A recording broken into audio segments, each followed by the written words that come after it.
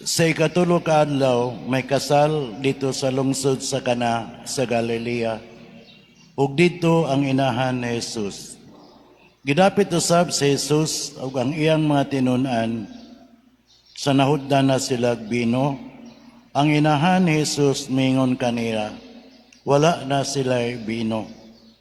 Si Jesus mitubag, "Babay, ayaw akong tudloi kung unsay akong buhaton. Wala pa moabot ang akong panahon." Unya giingnan sa inahan ni Jesus ang mga sulugoon, "Buhata ninyo bisan unsay iyang isugo kaninyo." Ang mga Hudiyo may mga tulumanon sa ilang tinuan labot sa pagpanglinis. O tungod niini dito'y gibutang nga unom katadyang bato nga sudanan og tubig. Ang matag usa ka sudlan o kawaan ngadto sa katluan kagalon nga tubig.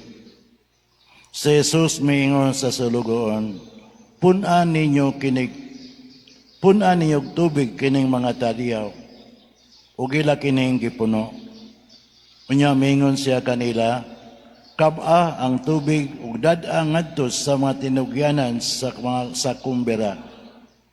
Ug gidala nila kini ngadto kaniya, ug iyang gitilawan ang tubig nga nahimo ng bino. Wala siya masayod kundiin ang mga sulugoon. Wala siya masayod ang mga sulugoon na maoy nakakabo sa tubig. Busa gitawag niya ang banaw giingnan. Nabatasan sa kadaghanan ang pagdalit pag-una sa labing maayong bino, ug kon makainom na pag-ayo ang mga bisita, ana pa idalit ang bino nga dili maayo kaayo. Apan karon panimo idalit ang labing maayong bino.